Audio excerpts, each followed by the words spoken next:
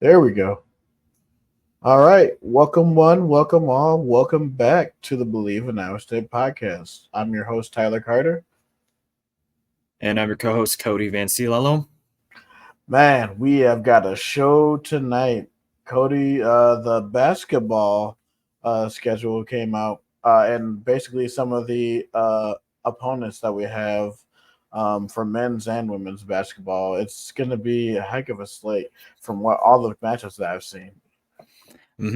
Yeah, so I think looking at the schedule overall, my first reaction when I saw both the men's and women's schedules, I did see some really good matches I like to see, and some that I wish we kind of had, but I'll take what we got. But before we get to that, I wanted to kind of open up with this eulogy for the new Big 12 as we welcome in the Arizona schools, the University of Arizona Wildcats, the Arizona State Sun Devils. Welcome back to the Big 12 Colorado Buffaloes, and welcome to the Big 12 Utah Utes. And with those, Yes. yeah, and with those welcomings, we also have to say a goodbye to the University of Oklahoma and to the University of Texas. Now, I have decided to just come up, like, I just wanted to be on the spot here, so I apologize in advance for anything I say here, but I just kind of want to get this off my chest. And yeah, so obviously, Oklahoma, you are a very respected university. We did enjoy having you here, but we know that Kyle Kemp at the end of the day owns Baker Mayfield. And Texas, before I get to Texas, is there anything, since Tyler, you have been around the Big 12 longer than I have, is there anything you want to say about the University of Texas? Texas, I cheered for you in that '05 national championship game against USC, but, the arrogance of your entire fan base and everybody else when you were going to leave us in the cold in the first uh, Big 12 missile crisis, you know what? Screw you. So to hell with Texas and OU. Thank you for all the other Big Four, the four corner schools to coming. And to hell with Texas and Oklahoma. I hope you're mid in the SEC. Yeah, quite the message. Obviously, you were definitely around during the first Big 12 missile crisis. I wasn't around. Like that was I was just very young. But from what I've understand, the last few years of Texas, they've just been basically trying to pull the strings. From what I've heard, they were kind of the reasons as to why Nebraska, Texas A&M, and Colorado all left the Big 12 and whatnot. And especially with the strings they try to pull with the Longhorn Network. I mean, in hindsight, I guess you could say it kind of saved the Big 12, especially saving Iowa State, because if Texas was to go to the Pac-12 along with some of the other schools and become the Pac-16, Iowa State may end up in like a Conference USA or the MAC. But that doesn't mean that I have a place to really respect Texas because I mean the last few years I've seen just absolute just I built up a deep hatred for them, especially just certain players. I mean, the first player I can really think of off the top of my head is Tyrese Hunter. Now, obviously, for those who are in the know at Iowa State, Tyrese Hunter was a freshman standout on TJ Algeberger's first uh, team. So that was the post 2-22 season under the final year under Steve Prohm, and Tyrese Hunter was a freshman recruited from Wisconsin, and he, along with Gabe Kalster and Isaiah Brockington, were some of the pieces who led Iowa State from 2-22 to the Sweet 16, beating LSU and Wisconsin on the way. But as the story goes, Tyrese Hunter decides to leave for Texas. And initially, I had seen, I'm like, okay, you wanted bigger money and whatnot. It's whatever. Obviously, the story about Tyrese Hunter's parents, that's commendable. You're doing what's best for your family. But it was just a matter of how you condoned yourself after the fact. Obviously, going on Twitter, berating the Iowa State program, disrespecting the program. And it just led to this deep hatred between Tyrese Hunter and just the general of Texas and Iowa State. I mean, we've even seen the video. A lot of you have seen the video about Gabe Kalster wanting to play Texas for reasons unknown. Like he didn't explicitly say it, but a lot of us knew it was to play Tyrese Hunter. And then in these like last couple of years, it's been fun just to see just the downfall of Texas for all the arrogance that like they talk about. They talk about like this being high program. Texas is back and yada yada yada. They really, in the big scheme of things, weren't exactly up there. I mean, in football, I mean it was Oklahoma taking most of the like between the two schools, Oklahoma was the dominant one in the Big 12. And even in basketball, they didn't see as much because you obviously had Kansas, you have Baylor, you had Iowa State, and now they leave to the SEC. I mean, people are saying that in the SEC, Texas could be like one of the top teams in there, but changing conferences isn't an easy thing. Just ask the new guys that joined us last season, the Big 12, jumping up from like the independents and the AAC, excuse me. So I just kind of want to leave it off there. I'm sick of Texas. I'm sick of everything they stand for, and that Burton Wars is disgusting. I never want to see that ever again anywhere near Ames. Bro, completely agree unless it's in like a playoff matchup. But like, yeah, just to add a little bit more to that, I mean, ask Mizzou, ask to A&M how they are. Like now they're acquainted, but that was like a decade plus, and they struggled. And teams are taking them to the woodshed. I mean, Mizzou is only profiting off of Florida being down. That's why they won like 10 games. Like Mizzou fans will try to convince you that they're actually really good, but they're really only good because Florida's down. Sorry, that's my Florida fan bias. But anyways, Understandable. to the women's schedule. So we're gonna start off with the non-con schedule. So I like this for the women's. They're gonna be playing in Fort Myers, Florida, over Thanksgiving weekend. So they're gonna be some of the two of the teams they're gonna be playing are gonna be South Carolina and Middle Tennessee. South Carolina are the reigning and defending national champions. Don Staley is a very, very respected and very good head coach. And then Middle Tennessee, man, what an opportunity for us to play South Carolina, defending national champions, to show what our team will be in like the first few games. Yeah. When I saw this matchup, I was like, oh, this is going to be a really. I know that matchup is going to be. Just mark it down your calendar because November 28th is on that Thanksgiving weekend. But that is just a part of the crazy slate that Iowa State fans have for that weekend, or for that entire week of Thanksgiving. Because Mm-hmm. obviously, you have the Fort Myers tip off. We mentioned that. You also have men's basketball and the Maui Invitational. We'll break that down a little later. But then you also get football with Farmageddon. So it's just going to be a really packed week for Cyclone fans, and I think this week is going to be one of the best weeks to be a Cyclone fan. It sure is, man. I mean, you're gonna be glued in front of your TV after you eat all that turkey and ham and all the other fixings. Like, you just sit down, watch it, and cheer on your clones. What a weekend, man! What a weekend! I know I'll Mm-hmm. be sitting in front of my TV. And then about 3 weeks later, we have the Invesco QQQ Basketball Hall of Fame Women's Showcase. So we're gonna be going up to Connecticut, I believe Hartford, to go face Paige Beckers in UConn. Paige Beckers is one of the rising stars in college basketball. And Emily and just the point guard matchup between her and Emily Ryan is going to be an elite matchup, and just another example for us to show how Iowa State is in the big time.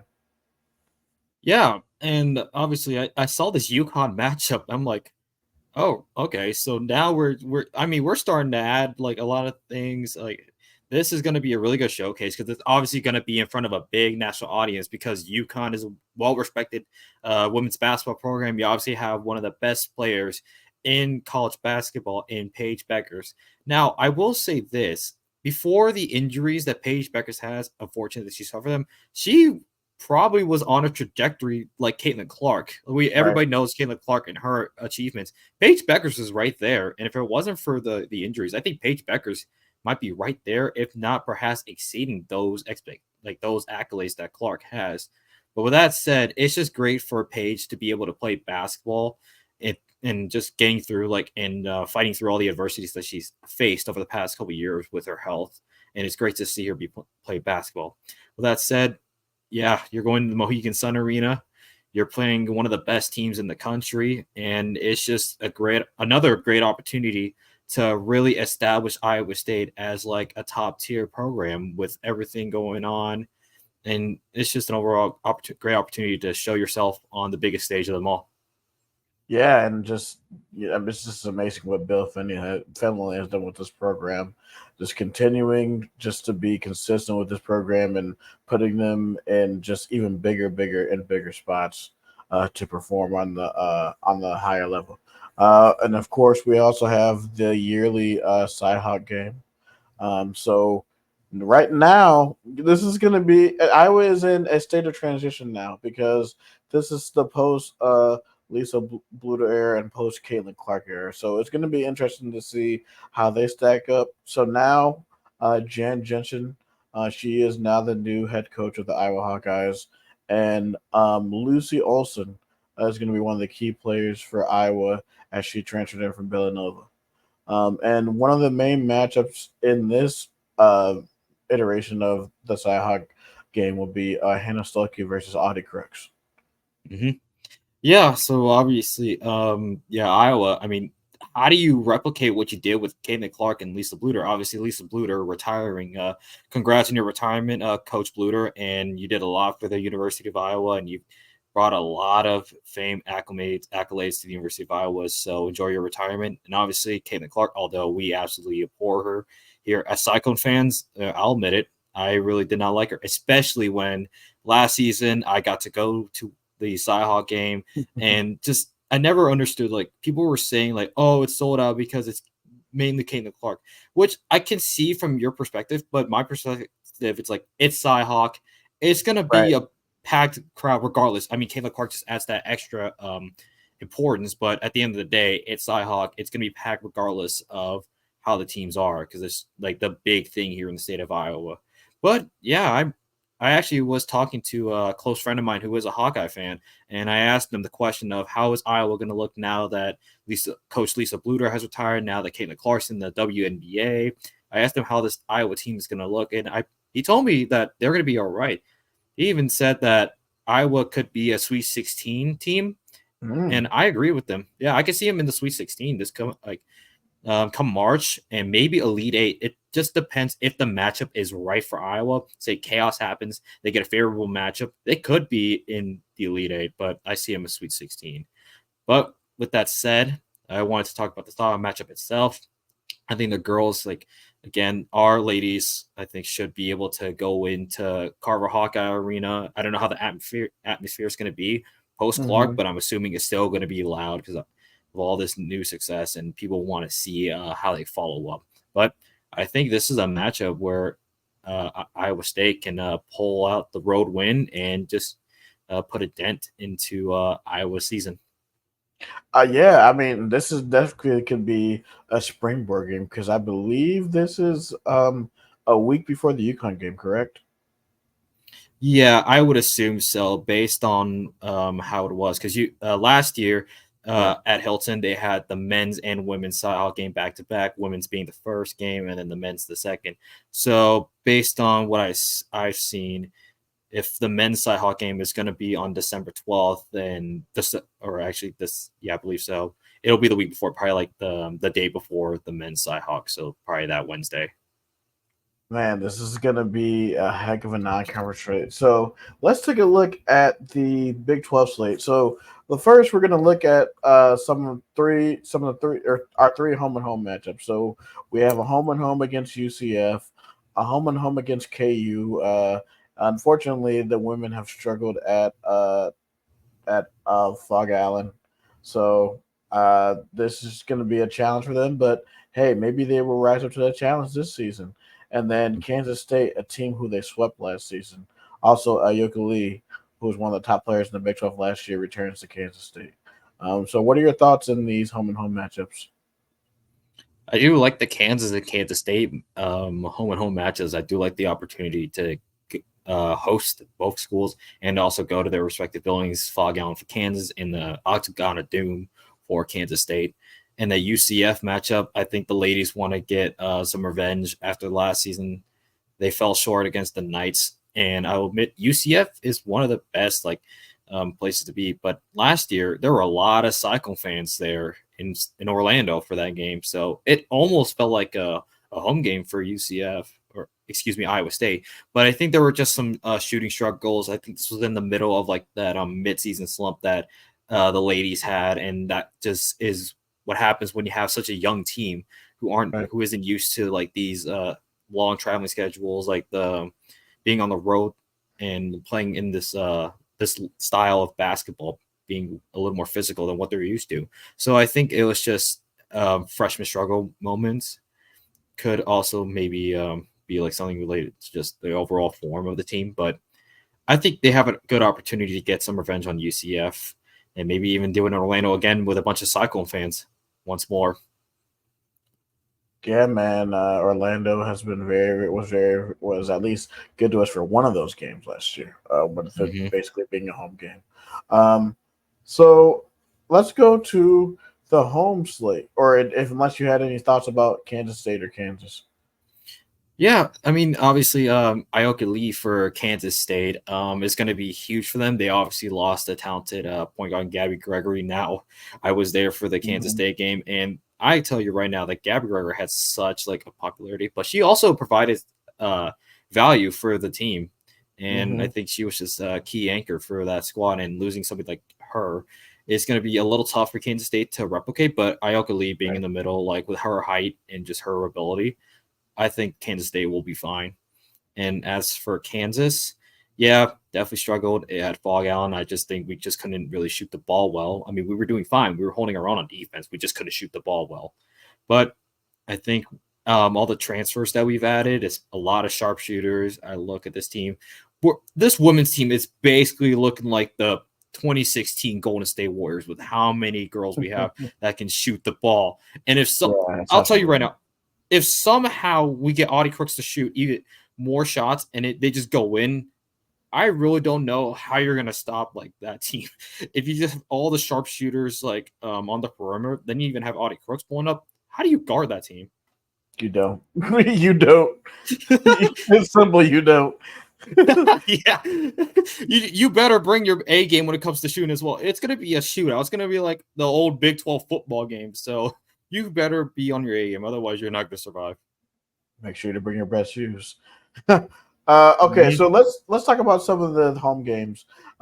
Two of these three home games uh, will actually highlight a return of some former players. So, but first we got TCU and Haley Van Lith was one of the top gets in the transfer portal in women's basketball. She transferred from LSU to TCU. That's going to be interesting.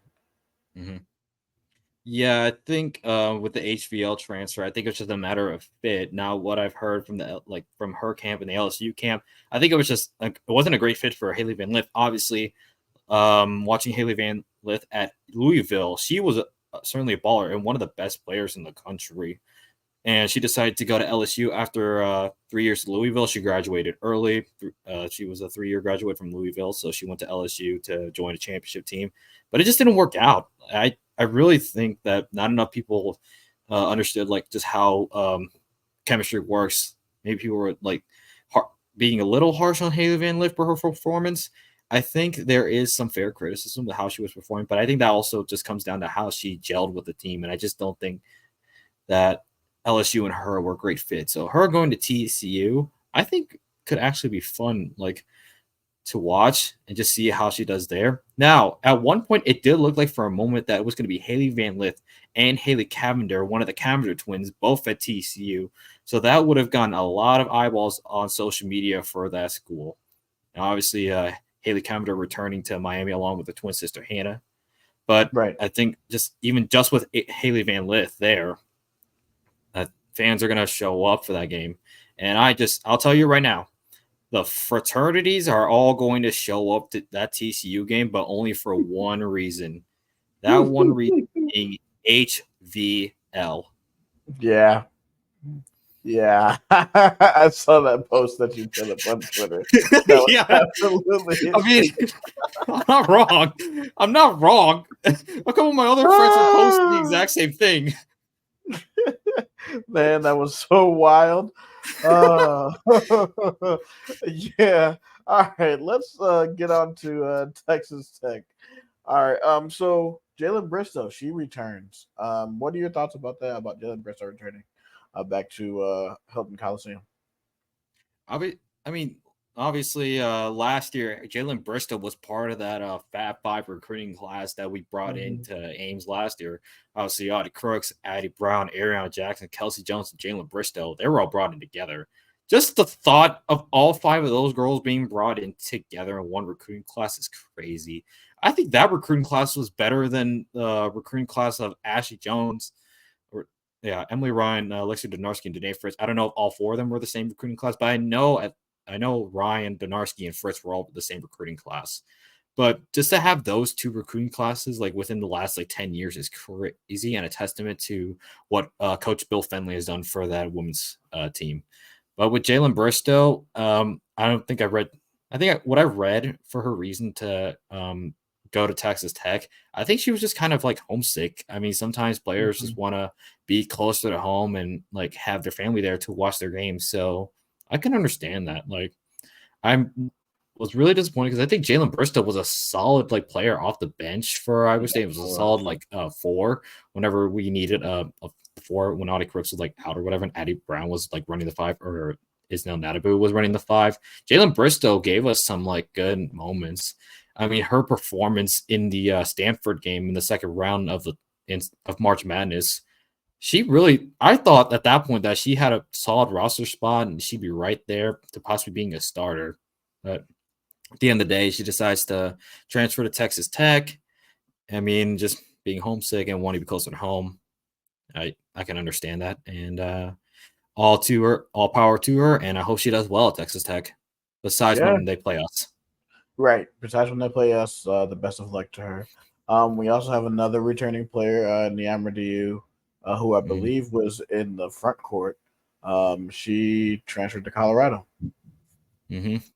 Yeah, and this one was just a grad school transfer. Naomi Adu had done just about everything she could here in Ames, so she decides to transfer out for grad school, and she decided to choose Colorado. And it was just funny when we saw that they were on our schedule. It's like, well, that wasn't a long exit. We'll be seeing you here soon. But I think this one's gonna be a little more friendly because I mean, Naimir Dew was one of the leaders from the team last year when after all the chaos with all the transfers, Naimir Dew along with Emily Ryan were like the two anchors for that team, along with Hannah Bellinger as the senior class. All right. This is going to be an interesting home slate. And also, just to round out the home schedule, we also have BYU, Houston, and Utah. And just like you said, you mentioned Danae Fritz, so we're gonna move to the away schedule. We're gonna have Danae Fritz, and when we go to Baylor. So talk about that for a second. Yeah, so just 2 year. I mean, obviously she was a part of like the team 2 years ago. She was a solid like guard off. That's her along with Lexi Donarski was like one of like the was a pretty cool like duo. I mean, she was a part of like that mass exodus of talent after. I mean, Ashley Jones graduated, Stephanie Hmm. Suarez like was drafted, and then we just had like it was just a mass exodus of talent, and it sucked because did think after watching her my sophomore year that Danae Fritz would become a part of like the leaders of the women's team. Obviously, that Yeah. didn't work. She wanted to. She decided to pursue a different path. So she chose Baylor to link up with Nikki Khan, who is a very successful head coach at LSU before coming to Baylor. So obviously, she's under like one of the best coaches in women's basketball. But it just left like a sour taste in my mouth, like in one of my buddies' mouth and my mouth a little bit because it's just I'd never understood like the way the reasoning she mentioned leaving was because it was for a faster play style. But when we ran the numbers and we saw the data, we saw that Iowa State ran a faster play style than Baylor did. So it was just kind of Hmm. weird. So it Yeah, led that's to very weird. within the like within the Iowa State women's locker room. But at the end of the day, Chargers transferred, and that's fine. But I am disappointed that this Baylor matchup is going to be away only because this was one of those matchups I really wished was a home and home. Yeah, I realized that every time we played Baylor at home, this was one of the games that was always packed. Um, so yeah, it just sucks that in this new Big 12 that there's going to be some games that we're not going to be playing twice a year regularly. Um, Mm-hmm. so do you have any thoughts on the Arizona schools or Cincinnati, Oklahoma State, or West Virginia? Do you think any of those teams will give Iowa State a challenge? It could definitely be West Virginia. I mean, a trip to Morgantown is never fun for anybody, men's or Right. women's. So going to Yeah. Morgantown is going to be very difficult.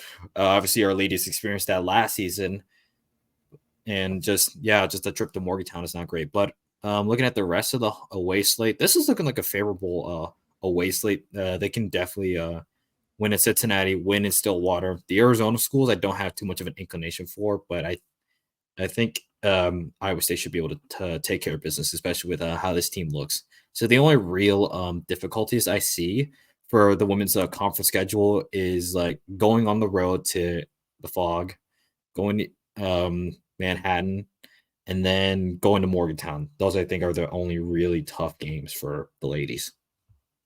Yeah, I agree. Anytime to go to Morgantown, just be prepared to be in a dogfight, man. Mm-hmm. It's always tough going into Morgantown. Yep. Man, so here on to the men's. Man, we were blessed. We were blessed with this slate, and just I was so tired of people dogging us for, oh, you guys had a horrible non-conference schedule. I'm like, yeah, but we play in one of the best conferences in basketball, which apparently doesn't matter because we got screwed out of a one seed.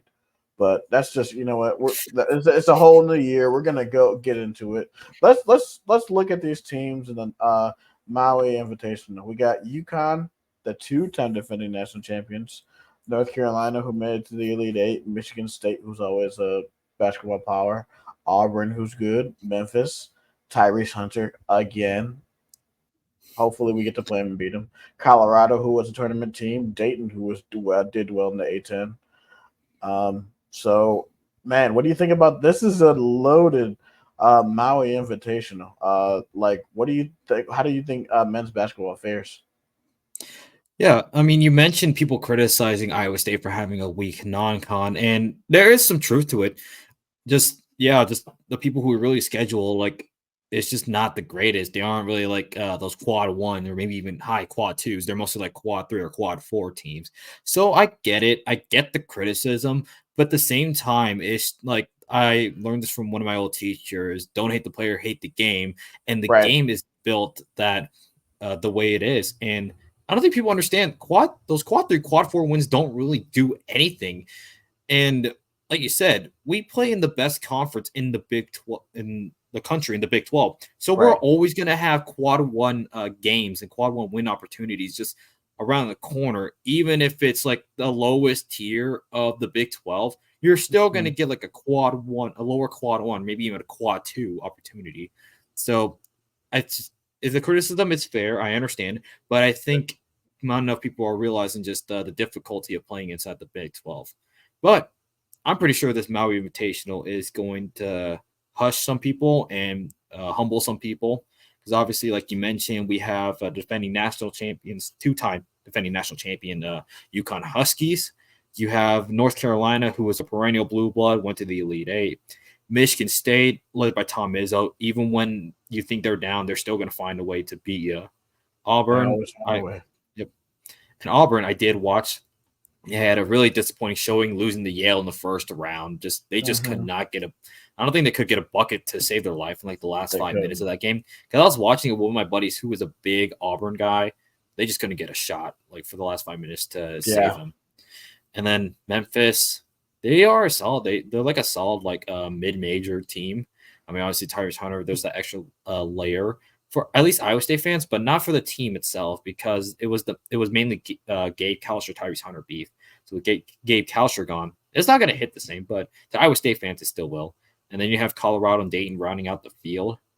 This is going to be a really good opportunity for Iowa State to pick up a lot of quad one wins and put on their NCAA tournament resume. Hey, we beat all of these teams here, whatnot. This is where we had them in the preseason, and this is how they turn out now, and we have that win. So I think it's a great opportunity to pick up a lot of big quad one wins for your NCAA tournament resume.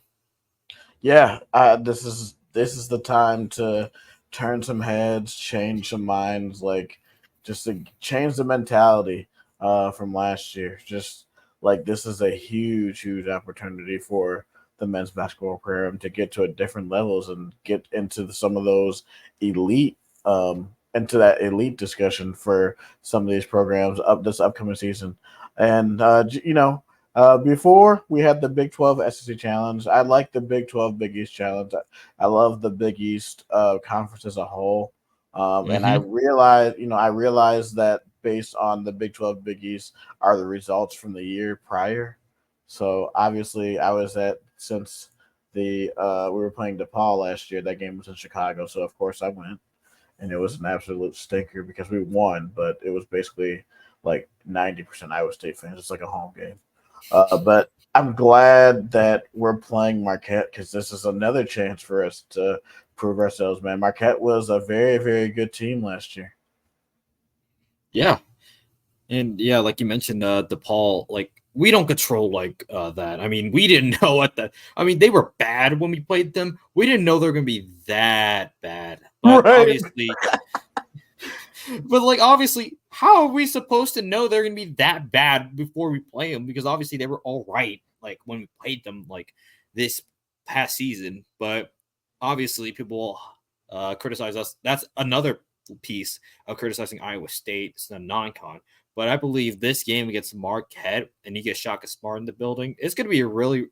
I hope to see Hilton Coliseum rocking because one thing I didn't know like about like some of these games, like as they like or the non-con games, these are around like the big like the end of the school semester. So you have a lot of students preparing like Mm-hmm. final projects, studying for final exams, having final laboratories and practicals and whatever. So it does kind of play effect like you aren't going to really be able to get as many people like there unless it's a really marquee matchup Right. because of academic obligations.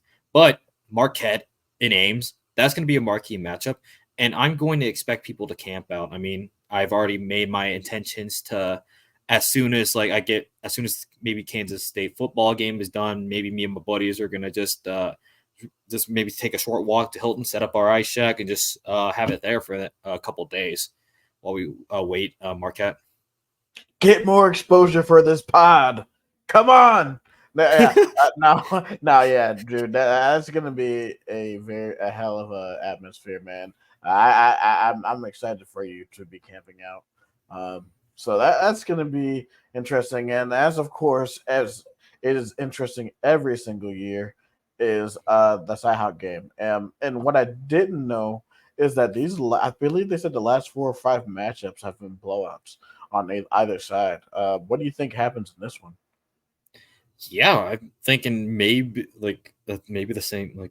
I mean, obviously, watching the Cyhawk game from last season, the announcers did mention that the last 4 or 5 have been blowouts by like either team, and then obviously I think Iowa had won like the last 4 or 5 up until that game where Iowa State decided to take Iowa out back and prove that they were the supreme team here in the state.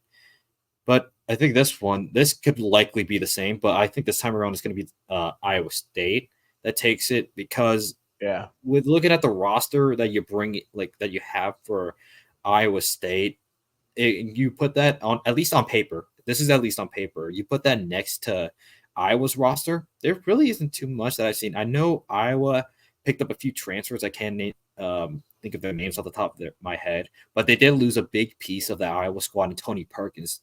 And Tony Perkins was like one of like the main and probably only pieces of offense that Iowa had. It's just yeah. Now that he's gone to Mizzou, it's how do you replace that production? Obviously, Peyton right. Sanford is coming back from. He originally declared for the WNBA or excuse me, the NBA draft, but wasn't drafted. So he's come back to Iowa. It looks like based on what I saw on their roster for this coming up season, but Mhm.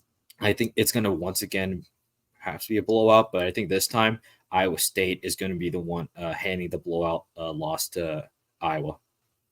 I could totally see that happening. And I believe us for us to reign supreme in the Cyhawk matchup. But man, this home and home though, like these three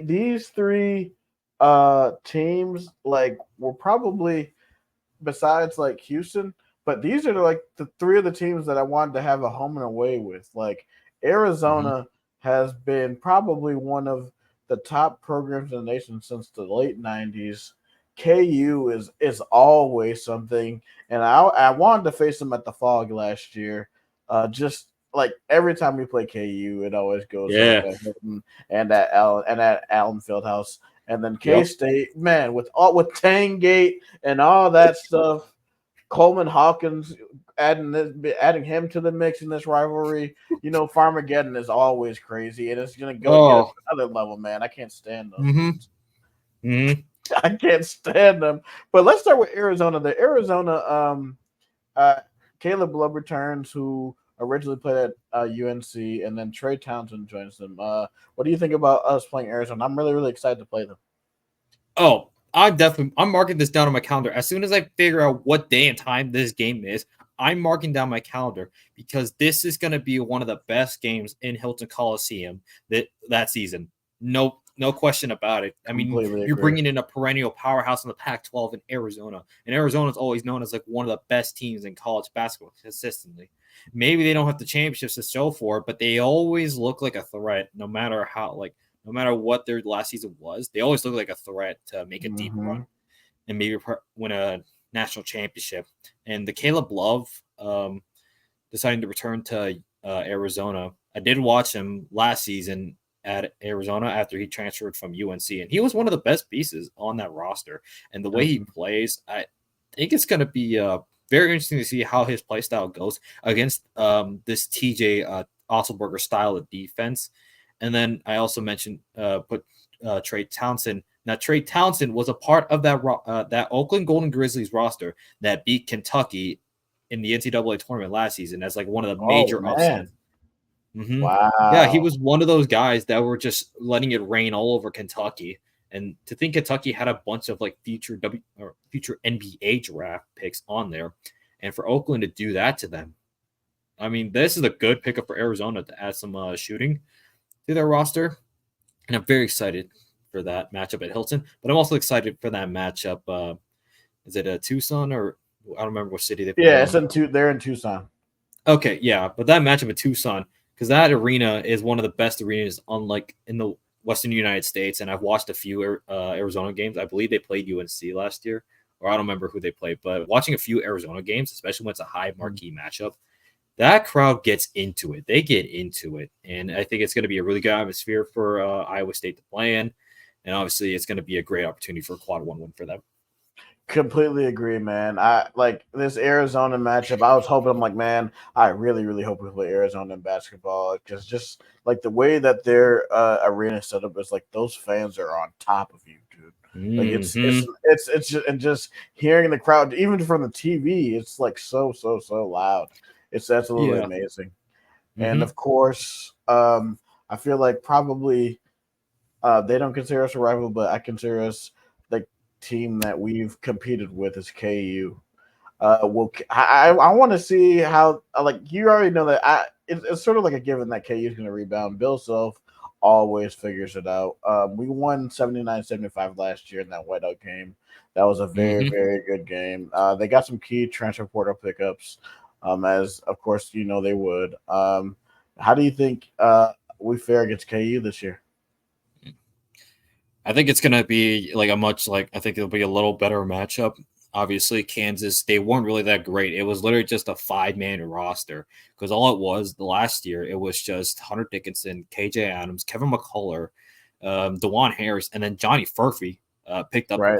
around December. But other than that, they really had nothing. I mean, they had I guess you had like El Marco Jackson, uh, and then Nicholas Timberlake. Those are the only two guys I could think of that got prominent minutes for KU outside of the starting five.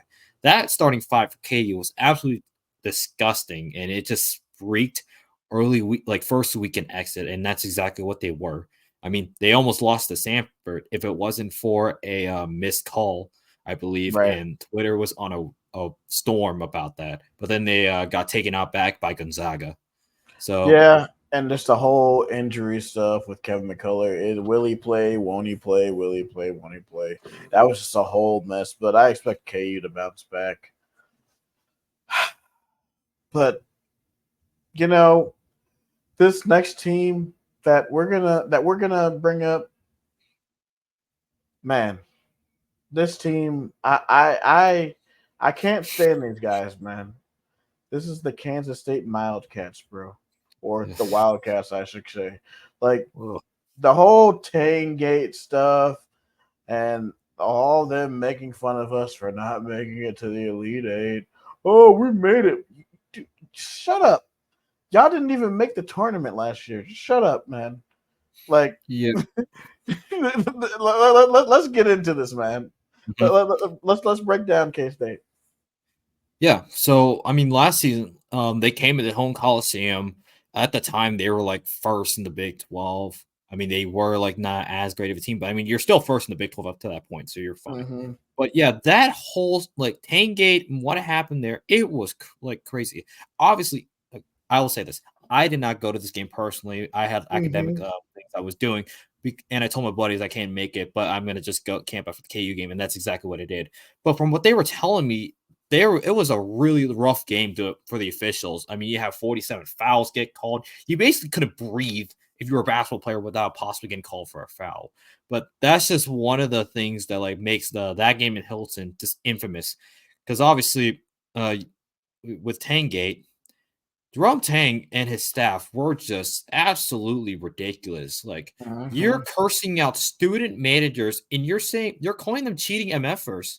You're alleging that they're stealing your signs because they're like literally trying to like just relax like or whatever, and like they clean the floor or whatever, just because one of them had a mop and the other kid had a whiteboard.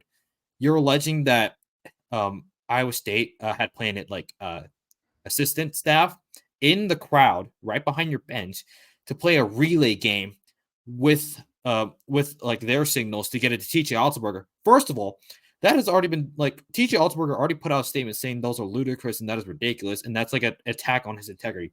Because one thing that you have to understand, this staff at Iowa State, they're nuts when it comes to preparation. They'll They literally sure are. prepare for a game weeks in advance while sitting on the plane, traveling to a game that they have in like a day or two. So this staff does not take prep lightly. And for you to claim that they were stealing your signals, I don't think they were stealing your signals. They just game plan for you so well that they knew exactly what you're going to do. That's literally called prep. That's the whole point of prep. The fact that your fan base is alleging that when you clearly know that their job is to prep for you, that's ridiculous. And that's one of the things. So there are three things that K State fans alleged happened in that game. Number one, we've already mentioned the sign stealing. Number two, throwing stuff onto the players and onto the bench. That is absolutely ridiculous. Literally nobody was throwing anything on there. I asked my friends who were all there at the game if they Mm-hmm. saw anything get thrown and if anybody was taken care of for doing such. And they told me no. They told me no. Event staff was even asked about that, and they said they saw nothing get thrown. So that's out the window. And now the third one. This is the one that is mainly perpetrated by Jerome Tank's sister Kim on Twitter, which was racial slurs being thrown out and fans Wow. allegedly throwing out words like the N word. Now I'll let you speak on that regard. Yeah. Those. Yeah, those are hefty, hefty accusations. Now I'm not saying like both fan bases could are not above that, and it could happen, but we don't know. We don't know what happened. But like, if you're gonna say that type of stuff, you gotta be absolutely sure that like somebody really said that. Those are really, really some hefty accusations. That's where I'm gonna keep it at. Is that those are really, really some hefty accusations. Mm-hmm. Yeah, Now, and circling back to the like before we move on, I wanted to circle back to the sign stealing thing. Do people not realize that you get no signal inside a Hilton Coliseum? I've been in that building so many games, and you cannot make a text, make a phone call, or do anything like that on your phone. You get barely any service in there. So the fact that they tried to put this sign stealing thing is ridiculous. That's stupid. And then TJ had like mentioned this in like in his presser after the Kansas game that they were ridiculous, and it was just like kind of like just addressing everything. But what that game did give us was the birth of Cyclone Jim Carrey. I was about to add that. I was like, it gave us Cyclone Jim Carrey. Dude, I messaged him on Twitter. I'm like, dude, I gotta get a picture with you during football season. Like, the three of us all need to get one together. Like, Yeah, for sure. it was absolutely amazing. And then just like as it progressed, he like just dressed up as different Jim Carrey characters, and then this went this like carried over to the Big 12 tournament when we played them again for a third time. It was this is Farmageddon, guy. This is Yeah. Farmageddon. Yeah. And Not to Coleman mention that Hawkins, this game, yeah. yeah, yeah, not to mention that this game basically was the start of like the period where every single coach that played against us, whether men's or women's, picked up a technical foul. Oh I yeah. I have my yeah, remember I had a whole like notebook of all the coaches who picked up a technical foul against us. And it was like five coaches in a row. So it was four men's and one women's. There was Jerome Tang, obviously was a start. Bill Mm-hmm, Self, JC Hoyt from Oklahoma State women's team, mm-hmm. Scott Drew, and then Ronnie Terry. So, do I think that's going to happen again? Probably not. But it's like some crazy thing. That's like one of those crazy things that you see in like those record books that you never like actually look for. But yeah, as you mentioned, Coleman Hawkins coming from Illinois. I want your commentary on his decision to go to Manhattan. Well, he endeared himself to the Iowa State fan base, where I don't know who it was when he was talking about K State, but then he showed a picture of himself dunking on Iowa State and during the Mm-hmm. tournament game where we lost to Illinois. So it's gonna be another fun year with K State fans on Twitter. That's all I got to say about that. Mm-hmm. So yeah, after that, like we have UCF and Colorado, which I think both of those teams we should. Colorado might be a challenge. Colorado was a tournament team, so Colorado might be solid, but who knows? Uh, Baylor, man, that's the only home. That's the only home only game, or well, one of the home only games we got, and man, that game at in Waco last year was bananas. Mm.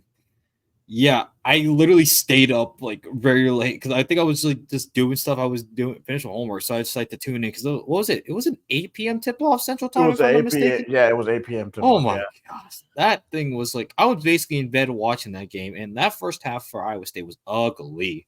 It was ugly, Mm-hmm. but then the second half comes around. You get all those fouls on Baylor. You get the 20-0 run, Oh, that and was at that point, it's just like, how do you go on a 20-0 run? I I'm just what? I mean, obviously you had to add in the factor that Scott Drew had already gotten a technical foul, I think, Bleav earlier in the game, and then he got a second one, and that's the one that ejected him. So I think that was kind of like one of the main pieces for Iowa State going on that big 20-0 run to get themselves back into the game, and then the momentum went back into Baylor's hands, and then you get to the end of the game, and we get to Milan's buzzer beater that wasn't a buzzer beater. I want your thoughts on that. Oh man, that buzzer beater! Oh, I was going crazy. I was going. I'm like, oh, he got it! He got it! Let's go, man! That would have been a huge win for us because that would have kept Mm-hmm. us up with Houston. But Yeah. unfortunately, he held on them for a bit too long. But it was we beat Baylor getting in the Big 12 tournament, so it made up for it. Mm-hmm. So it's going to be fun playing Baylor at home again. Oh, for sure. Now we have TCU at BYU. Man, Mm. that BYU game at home was absolutely insane, bro. That's probably like one of the a low key one of the best atmosphere games last year. That was insane where we had to come back, where we had like a little bit of a shooting spell, but we just and kept fighting and then ended up and winning by 4. It was a hell of a game, dude. Yeah, dude. I mean, it was obviously senior night, so it was a very, very emotional night for the team and for the Cycle fans as a whole. Yeah. And yeah, BYU, man. I mean, we obviously wanted revenge after they kind of kicked our ass in Provo. I mean, Whew, yeah, that was You had nasty. Hassan Ward get ejected from the game for something that like for I believe he was like just threw somebody to the ground. You know what that reminded me of? It reminded me of the time Melvin Edgum. I think Oh, he he flicked fouled off the out. ground. Yeah. Yep, it was the students. It was the student section that he flipped off. I'm like, oh my god, this is on the same level as that. But with that said, the return matchup at home, yeah, Iowa State went down 14 at one point. I think it was 16 at one point, and then they just started chipping away. They chipped away at the lead. They didn't go on like a massive run, like just all of a Hmm. sudden. They chipped away at the lead, and BYU just weren't able to handle it. And I mean, it's another case. You can put this as another chapter, Hilton Magic. But I think Yeah. by the 7 minute marker left in the second half, BYU had ran out of all their timeouts. So they basically went the rest of that game with no timeouts, not able to stop the clock. And there were some major plays made in that second half for Iowa Yeah. State to win that game, especially coming from Taman Lipsey. Because obviously he had a missed shot, then he just crept up behind the guy like he was trying to time his tackle to stop the guy from scoring a touchdown, steals Yeah. it, and then they get a bucket off of it. And then I believe a little bit later on, he just pulls up from the top of the perimeter with a three. It hits the rim in the backboard. And for that moment right there, right before it hits nylon, you could hear a pin drop. It went dead silent. And then the shot drops, and it was just so loud. I think I lost my hearing. BYU, and this was a funny thing I saw on Twitter about this game. BYU fans were just like talking about the wood planks because on the roof of Hilton Coliseum they have Hmm. these wood planks, and they were making comments about it. I joked with a few of my friends that for that game we should just like go and wrap up that entire roof with a bunch of aluminum foil. Yeah, I think it was on like Ah, message board or something. I don't remember what it was, but I think we just want to do that as like a prank on BYU. hilarious, man. I remember Mhm. there was a ton of their fans complaining after that game too. Mm, Now it's gonna be interesting to see if their philosophy on ball, on the way they play basketball is gonna be different because their head coach, if you did not know, left to go to Kentucky. So now he's mm, gonna be. So now they have a new head coach. So I wonder if their philosophy is still gonna be live by the three, die by the three. So it's mhm, going to be interesting to see where how they fare. And then the mhm, other two games, home games, we have are Colorado and Utah. So mm, now let's transition into the away games. Our bros are probably the other team that we get along with. I did not think would be Houston, but we do. But Houston, we finished second right behind them. Though both matchups were great. They lost Jamal Said. I believe Jamal Said got signed by the Raptors. So, mhm. um, congrats to him. Jawan Roberts, who is one of is a really really good front court player that they have, and Joseph Tugler, who was out for most of the season last year. He returns. He's a solid player for them. How do you Mhm. see Houston faring? Man, I love their fan base. They're definitely one of the So do best fan I. bases. Yeah, I think one thing that I did see people talk about Houston, they basically play like Iowa State. Houston and Iowa State are very very similar in how they play basketball, which is relentless defense, and they just are all over you, and they get you in transition. And we Hmm. saw that like constantly. I mean, you look at Hilton Coliseum and the Fertitta Center; those two places were places you did not want to play basketball in, because I believe they were two of like the only few schools that went undefeated at home. Hmm.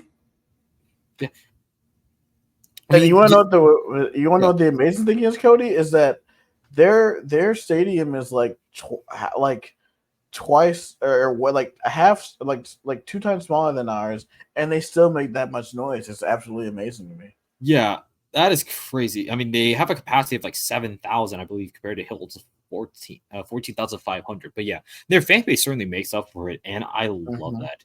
Now, one thing I did note from their home slate last season, like whenever if you step into Fertitta Center, you were not winning that game. It was just a matter of how much did you lose by, and most often than not, you lost by at least double digits. But Right. when Iowa State came into town and they played in the Fertitta Center, they actually put up a really good fight. They were like the only team out of that entire like home slate for Houston that put up a decent fight and kept it within single digits. the big difference in that game, just like the one at Hilton Coliseum when Houston was undefeated overall at the time, was a big run on offense to start the game. Iowa State Yep. went on a 14-0 run to start the game in Hilton when it was snowing. You had that blizzard, whatever. Houston, they went on, I believe, a 17 or 18, 19-3 run, something like that. So both teams, Mm-hmm. basically, that game was only won because of the big run that you had at like the beginning of the game. But other than that, those two Right. teams are very alike. But unfortunately, in the third matchup in Kansas City, we decided to dunk all over them. I mean, Hassan Ward caught a body, and I think I made this like as a recurring theme of that season. Hassan Ward posters. I called it TJ's New Testament with the scriptures of Hassan. I just wrote like random things while like because I well like in like Bible verse Ah! esque. So I hope you got a laugh out of that. See, That's hilarious, man. Yeah, I look for us to be some of the top teams up in the conference again.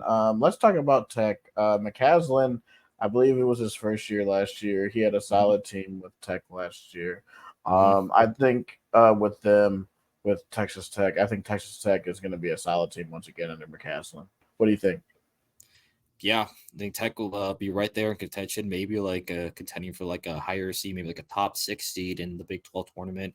But a lot of us know, Iowa State fans know, a trip to Lubbock is never fun. This is gonna be Sure. one of those road trips that you are not going to have fun with. Like 'cause Lubbock is known, like they're known for pulling out massive upsets. Hell, I mean, they even beat KU in Lubbock. So that They just shows. destroyed KU. They beat them by 27. I forgot that they destroyed him. I was when I saw that score, I was like, I know this is in Lubbock, but they put this on Kansas. Mm-hmm. I didn't even know how to speak about it. Yeah. So enough about them. Let's go to West Virginia. West Virginia just did an absolute overhaul, especially with the stuff about with Huggins. He Yeah, wasn't able to return, and his yeah, assistant coach took over, and he never really had a chance. yeah. Um, but Hmm. they bring in Darian DeVries from Drake, a local guy, and he's bringing his son with him, and along with Hmm. some other key contributions in the portal. So I definitely see West Virginia being one of the top teams in the Big 12. What do you think? Yeah, I mean the Darren DeVries hire very exciting because I got to see it. I'm obviously from Des Moines, so Drake is not too far. It's just like a 10-minute drive. So being close to like great basketball and what Darren DeVries did for the Bulldogs in the Mm-hmm. Missouri Valley. I mean, obviously they went on to win the Missouri Valley tournament. I think Indiana State had won the regular season title, but it was really a two horse race between Drake University and Indiana State for Missouri Valley, and getting to watch Darren DeVries and his team in the NAP, really fun to watch. Those guys can really score a lot of points. I mean, Tucker DeVries obviously is a main man, but yeah, I'm really excited for this uh, team, this new West Virginia team. I don't know if we're going to get anything like Press Virginia. We might see maybe a mix of that, but also a lot more offense. And like I said about the Texas Tech trip, and I said this about the women's side as well. A road trip to Morgantown is never fun. It's not fun. No, I guarantee you that the Tech game is going to be at 8 p.m. The West Virginia game is usually at 6 p.m. But still, it's just not going to be fun at all.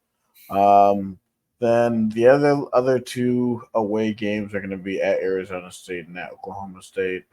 Do you have any thoughts on those, or just any final thoughts in general? Yeah, obviously Oklahoma State, they're still in a transitional. I have no clue what they're doing there, so that should be an easy road win for the Cyclones. But going to Arizona State, although they aren't exactly like a marquee like team, road trip to the West, never fun. It kind of throws off your circadian. It throws off your clock. It throws your internal clock Mm-hmm. off in your routine. So we'll have to see how TJ Altenberger and his staff adapts to the team. But yeah, just looking at the slates overall for both our men's and women's teams, this is going to be a really good year for our both squads. There's a lot of Yeah, opportunities to really become a big name and establish yourself as one of the best teams in the country. I think the women's team, they're likely going to be the best in the Big 12, obviously, with the departures yeah, of Texas and Oklahoma. You basically get rid of like the two main powerhouses of women's basketball that isn't named like Iowa State and Baylor. So I think the for the women, their goal should be to win the regular season and perhaps the tournament title. So Big 12 champions is their goal. I think that should be the goal for them. Sure. And on the men's side, you're going to get a lot more competition, but I think Iowa State's right up there. Them, along with Kansas, Arizona, Baylor, and Houston. Those five are going to be the five I look for to become champions in the Big 12. And this is just exciting. This is going to be a very exciting time to be an Iowa State fan. And this is going to be a highly demanding time for you to get out to Hilton Coliseum and watch a basketball game for either squad. Yes, please come out and support your clones. Do it for me since I live 4.5 hours away. Y'all just do it for me. Do it for Tyler. But you better Bleav. We'll bring a car. I'll try to bring a cardboard cutout. We'll try to bring a cutout of you. Yeah, it's like we need to take a picture, and then if I see myself on national television, hey, there I am. No, but you better Bleav for sure that I'm definitely going to be down in Kansas City next year for the tournament. I went there for the first time, and just interacting with just other fan bases is just absolutely magical. But yeah, man, what an episode! This was a very, very fun episode to break down. We still got months and months and months before we still got football season coming. But as for that football season, tune in next week, guys. Content's going to be ramping up. We look forward to bringing you next week. Big 12 Media Days is next week, so we're going to break down some of what some of the other teams in the Big 12 are doing, including Iowa State. We're going to break down what Matt Campbell said during these media times and media interviews. So this should be interesting to see how this team's going to be looking, ramping up. But that is all the time that we have tonight. So for Tyler Carter and Cody Van Seal, this is the Bleav in Iowa State podcast. Go Cyclones. Go State.